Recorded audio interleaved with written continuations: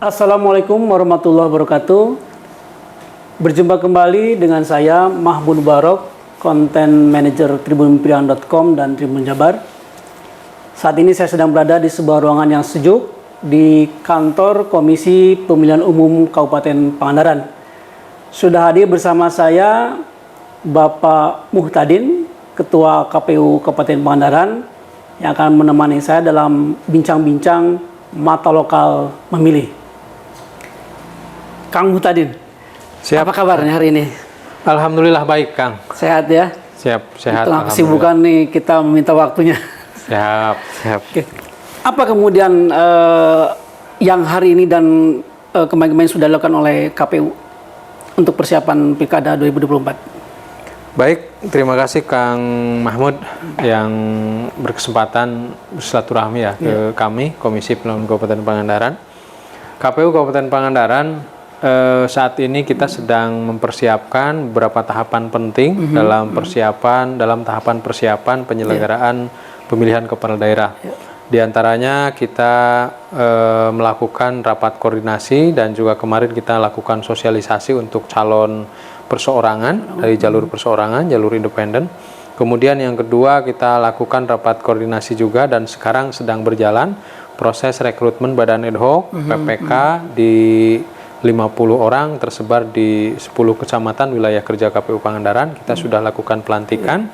Kemudian juga kita hari ini sedang melakukan rekrutmen badan ad hoc untuk panitia pemungutan suara penyelenggara kami di tingkat desa, di tingkat PPS untuk 93 desa.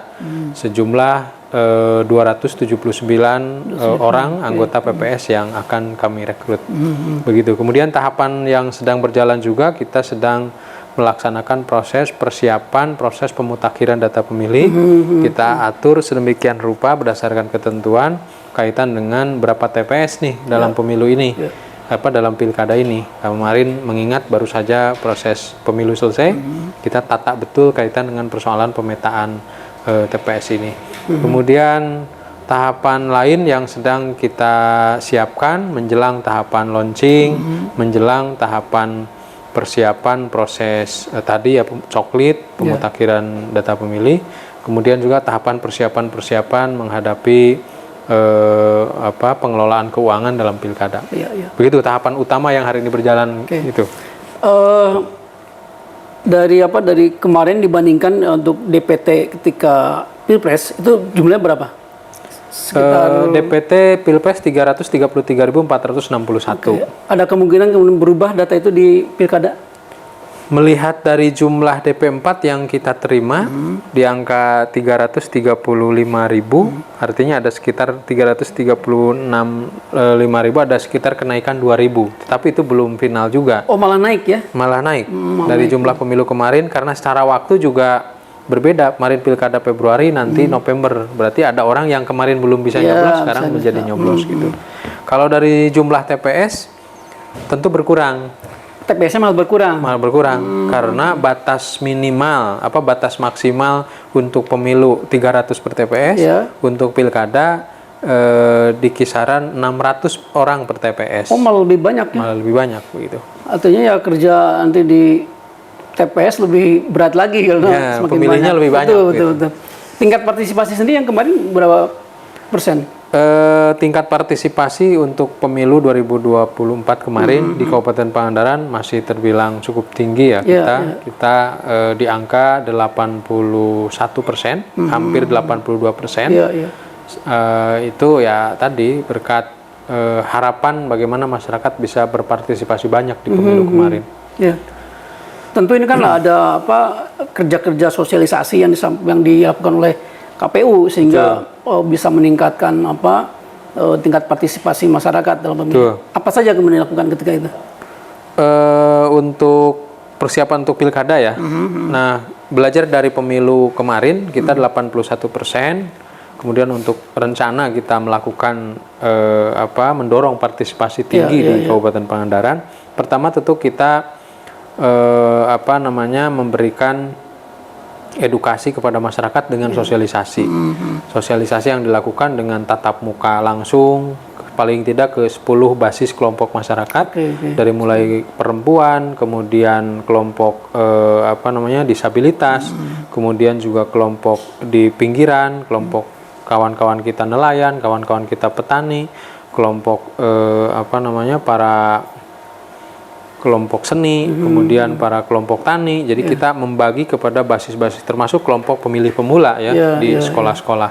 Kemudian yang kedua, kita lakukan terobosan dengan membangun kolaborasi strategis. Kita membangun kemitraan dan kita membangun kolaborasi ini dalam rangka bahwa partisipasi politik, partisipasi masyarakat di dalam pilkada itu tentu masyarakat terlibat dalam pemilu, dalam pilkada, bukan hanya kepentingan kami sebagai penyelenggara pemilu, tapi membangun kesadaran kolektif masyarakat Kabupaten Pangandaran bahwa memilih, bahwa datang ke TPS adalah merupakan kesadaran hak konstitusional warga negara. Jadi kesadaran itulah yang menjadi kunci bagaimana masyarakat, bagaimana pemilih untuk datang ke TPS. Sehingga kita pastikan setelah kita berikan informasi melalui edukasi, melalui sosialisasi dengan tatap muka, dengan penyelenggara pemilu tingkat PPK dan PPS, yang terpenting ternyata membangun kolaborasi dengan semua pihak, stakeholder, unsur pemerintah, unsur kelompok-kelompok kepentingan, partai politik, kelompok organisasi kemasyarakatan, kawan-kawan kita media dan jurnalistik, terlibat memberikan edukasi terhadap masyarakat gitu. Kan kita tahu Pangandaran ini laut dan gunung lah kira-kira gitu ya. Betul. Masyarakat pesisir atau laut itu sepertinya mungkin bisa jadi ya setengah-setengah lah gitu. Betul. Dan ketika misalkan sosialisasi dilakukan, lalu kemudian ada kepentingan mereka untuk pergi melaut segala macam, itu kendalanya di mana, kesulitan di mana untuk menerangkan pada mereka ini? Karena kan waktu mereka ini rasanya lebih banyak habis di laut gitu ya. Betul. Berkaca dari pengalaman pemilu 2024, memang problem itu ada begitu ya. Tetapi dengan pola bagaimana kita membangun hubungan baik dengan organisasi-organisasi nelayan, himpunan-himpunan nelayan, himpunan-himpunan petani, yang pada saat hari pemungutan suara pada prinsipnya mereka tentu punya kegiatan ekonomi sendiri, misalnya kegiatan bertani, kegiatan melaut sebagai nelayan. Nah, tadi kuncinya bagaimana sosialisasi yang dilakukan oleh KPU itu betul-betul mengenai kepada sasaran, yaitu kesadaran mereka bahwa oh iya loh, terlibat dalam pemilu itu sama juga menentukan nasib kita secara langsung.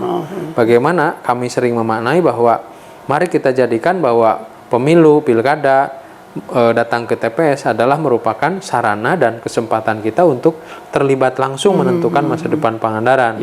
Betapa tidak, kawan-kawan kita petani, kawan-kawan kita nelayan memiliki peran strategis yang sama untuk membangun Pangandaran kita ke depan. Bagaimana Pangandaran ini milik kita. Kalau kita abai, kalau kita acuh tak acuh, bagaimana kita mau berjuang meningkatkan taraf hidup mereka juga, bagaimana kesadaran yang paling penting adalah seluruh sendi-sendi kehidupan kita didasari pada keputusan-keputusan politik. Undang-undang kita adalah produk politik, kebijakan ekonomi, kebijakan bagi petani, bagi nelayan, fasilitasi dan seterusnya. Saya kira itu yang kita kejar. Bagaimana ketemu dengan organisasi simpul-simpul massa, simpul-simpul petani, simpul-simpul nelayan untuk bertemu, meyakinkan bahwa mari pilkada ini betul-betul alat perjuangan bagi mereka gitu. Nah, kalau kaitannya dengan anak-anak muda gitu ya, Gen Z atau milenial gitu kan ada yang menyebutkan mereka ini kelompok yang agak apatis itu kan dengan politik. Ini gimana trik dari KPU untuk bisa merangkul anak-anak muda ini agar mereka melek politik atau kemudian juga berpartisipasi dalam pilkada ini? Oke, betul sekali ya, anak-anak muda kita memang tadi ya terjebak pada kadang-kadang ya ruang dalam kaitan dengan politik pemilu dan pilkada ini pasif dan apatis. Dua hal itu, dia pasif, yang kedua apatis, menganggap tidak penting lah, tidak ngaruh lah dan seterusnya. Memang tentu peran utama karena mereka hari ini tentu berkumpul di lembaga-lembaga pendidikan bagi para pelajar begitu. Tentu kita berkoordinasi dengan pihak sekolah. Bagaimana pemilu ini pilkada ini menjadi momentum di mana kami bisa memberikan semacam kuliah singkat di aula. Dia masuk ke sekolah-sekolah Masuk ke sekolah-sekolah. Jadi kami turun ke sekolah-sekolah, baik kami secara langsung KPU Kabupaten Pangandaran atau melalui teman-teman PPK untuk langsung masuk ke sekolah-sekolah, bahkan menjadi pembina upacara di kegiatan-kegiatan setiap kegiatan upacara di hari Senin, atau secara khusus masuk berkoordinasi dengan guru-guru BK gitu ya, guru-guru PPKN, guru-guru pendidikan Pancasila dan kewarganegaraan begitu. Bahwa pemilu adalah salah satu, bahwa demokrasi pemilu adalah salah satu sistem yang dianut oleh sistem bangsa ini, lalu menjadi sesuatu bagian dari pendidikan sipil, pendidikan kewarganegaraan kepada siswa begitu. Kemudian kalau dengan para pemuda atau anak-anak muda yang di luar kelompok lembaga pendidikan, kita juga ada safari KPU. Kalau berkaca dari pemilu kemarin KPU goes to pesantren, KPU goes to school. Kita berkunjung ke pesantren-pesantren untuk menemui para kiai dan juga para santrinya. Kemudian dengan kelompok-kelompok anak muda yang di luar yang sekolahnya sudah tuntas, yang tidak di pesantren, kita menggunakan organisasi-organisasi yang ada di OKP di kepemudaan melalui jaringan-jaringan KNPI, organisasi OKP di Kabupaten Pangandaran. Para ketuanya kita undang untuk diberikan edukasi, informasi paling tidak, lalu diberikan edukasi pentingnya terlibat dalam perhelatan politik bernama pemilu ataupun pilkada begitu. Kalau melihat ke depan ada sejumlah agenda terkait dengan tahapan pilkada yang berkaitan dengan partai politik kan. Karena kemarin kan tidak ada calon berseorangan ya. Betul. Nah, tidak ada yang daftar. Padahal potensinya sebetulnya banyak ya. Potensinya ada. Kemarin harusnya berapa ribu yang harusnya dikumpulkan oleh calon perseorangan? Kabupaten Pangandaran dengan jumlah penduduk ya di bawah 500.000 kisaran, karena berdasarkan ketentuan jumlah penduduk yang sampai dengan 500.000 di angka 8,5% dukungan yang harus diberikan. Dan kebetulan jumlah penduduk Pangandaran yang termuat di dalam DPT 333.461 kali 8,5% berarti 28.345 dukungan begitu. Kita sudah sosialisasikan itu kepada masyarakat. Kita sudah mengundang tokoh masyarakat, para stakeholder, Forkopimda, para ormas juga diantaranya, sampai batas akhir kemarin tanggal 12 Mei memang tidak ada yang menyampaikan berkas dukungan ke KPU Kabupaten Pangandaran. Berarti yang tersisa pencalonan Bupati Wakil Bupati Pangandaran hanya dari jalur partai politik begitu. Ada selentingan gitu kan, kemarin sosialisasi itu kan hanya waktunya hanya singkat katanya gitu kan, tiga hari mungkin ya kalau tidak salah setelah dari pendaftarannya memang dari tanggal 8 ya sampai tanggal 12, tapi sosialisasinya sesungguhnya sudah dari awal, dari kanal-kanal platform kanal informasi yang dimiliki oleh kami, baik Instagram, Facebook, semuanya kami informasikan bahwa proses menuju pencalonan jalur independen itu begini gitu.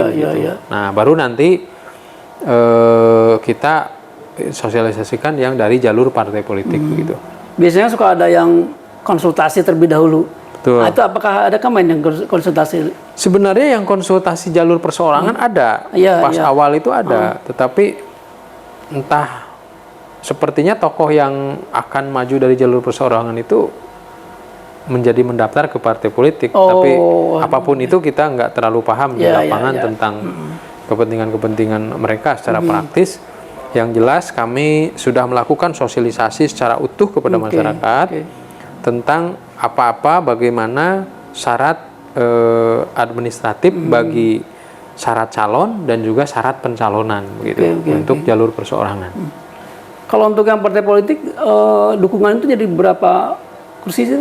Nah, untuk jalur partai politik di pilkada kita ini 20% kursi DPRD. 20% jadi di Kabupaten Pangandaran ada 40 kursi. Jadi setidak-tidaknya untuk maju bisa mencalonkan calon bupati dan wakil bupati Pangandaran harus didukung oleh 20% kursi DPRD Pangandaran, yaitu 8 kursi parlemen DPRD Pangandaran. Jadi bagi partai politik yang hanya dapat 5, misalkan ada 3 kursi, 4 kursi, 5 kursi, yaitu mesti melakukan konsolidasi dalam bangunan gabungan partai politik begitu. Untuk pendaftaran mulai tanggal berapa tuh partai politik calon? Sekitar Agustus sekitar akhir ya? Ya, tanggal 19 Agustus kalau tidak salah. Pertengahan Agustus ya kita mulai lakukan pembukaan pendaftaran calon bupati. Untuk dari jalur partai politik, dan juga kalau dari jalur perseorangan untuk pendaftarannya sama di tanggal-tanggal di tanggal itu. sama juga.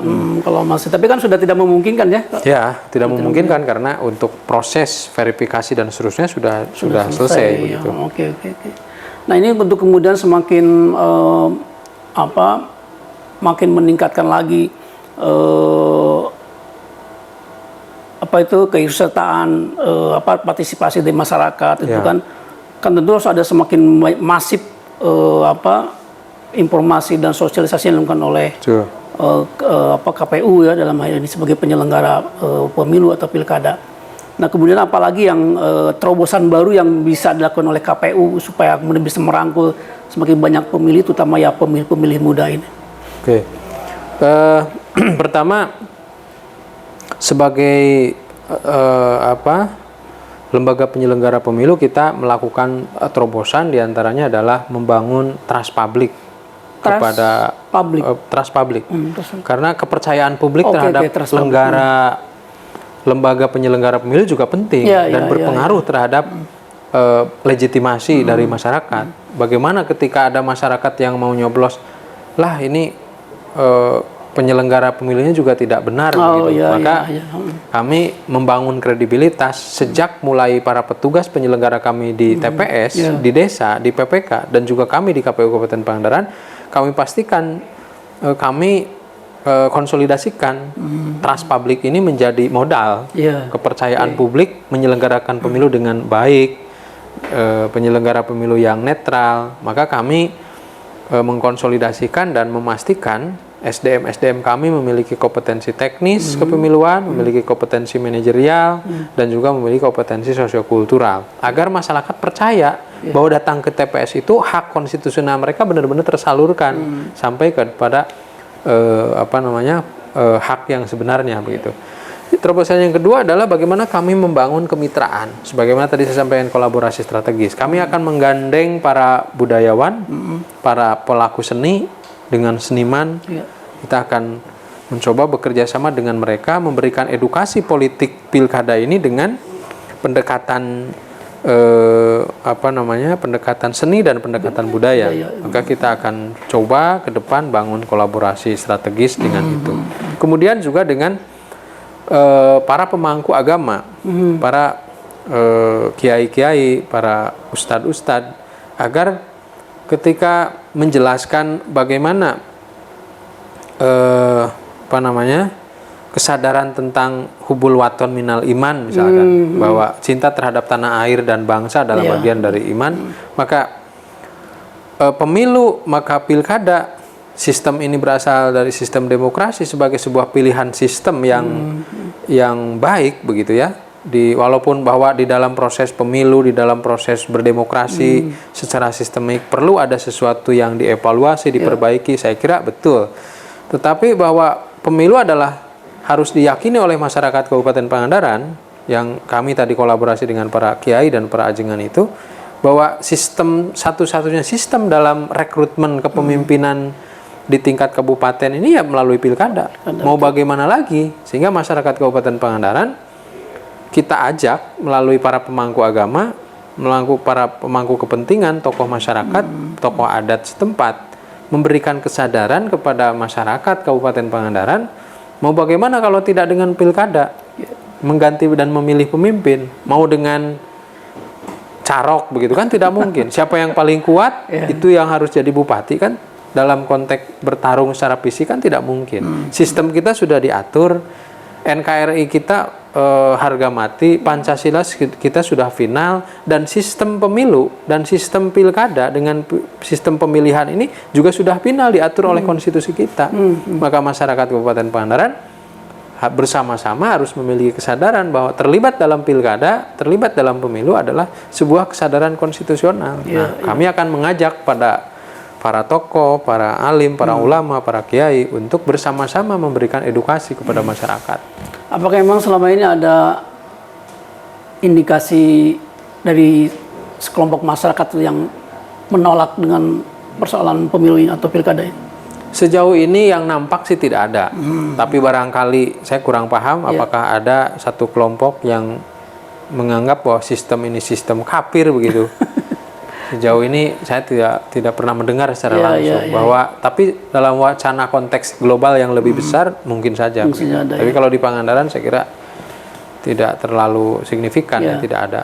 Artinya potensi atau peluang untuk meningkatkan tingkat partisipasi masyarakat itu sebetulnya sangat terbuka gitu kan? Sangat terbuka.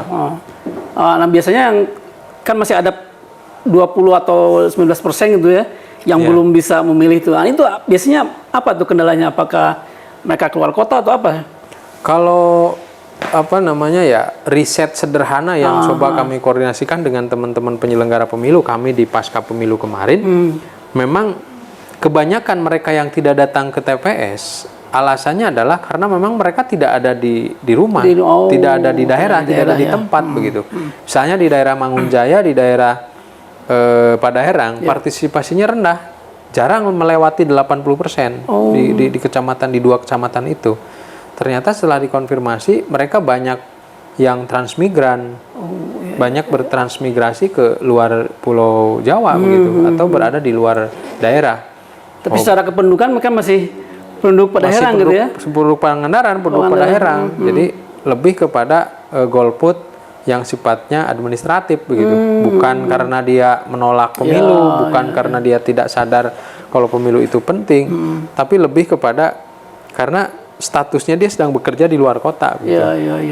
Begitu kebanyakan yang kemarin kita coba konfirmasi. Ya, baik. Terakhir mungkin Pak Ketua, harapan Pak Ketua terkait dengan pelaksanaan Pilkada Kabupaten Pangandaran 2024 ini. Kami Komisi Pemilihan Kabupaten Pangandaran berharap kepada seluruh masyarakat Kabupaten Pangandaran betul-betul menggunakan pilkada ini sebagai sarana dan kesempatan kita untuk terlibat langsung menentukan masa depan Pangandaran. Kemudian bagi partai politik kita berharap memberikan satu dagelan satu kontestasi yang menarik, yang cantik, yang sejuk, dan mari betul-betul menghadirkan satu tradisi politik yang menyejukkan, yang beradab bagi masyarakat Kabupaten Pangandaran. Sehingga momentum pilkada ini menghadirkan satu tahapan perhelatan akbar pilkada yang memberikan edukasi, yang menyejukkan masyarakat, kita damai, tertib. Karena Pangandaran ini milik kita, mau diperbaiki oleh kita, kita harus menciptakan pilkada yang damai dan sejuk. Intinya itu. Kita berharap mari ciptakan tatanan politik demokrasi di pilkada 2024 ini yang betul-betul memberikan edukasi dan menyejukkan bagi masyarakat Kabupaten Pangandaran. Begitu. Terima kasih banyak Pak Ketua atas waktunya. Demikian wawancara santai saya dengan Ketua KPU Kabupaten Pangandaran, Kang Muhtadin. Kita berjumpa lagi di lain kesempatan. Assalamualaikum warahmatullahi wabarakatuh. Waalaikumsalam warahmatullahi wabarakatuh.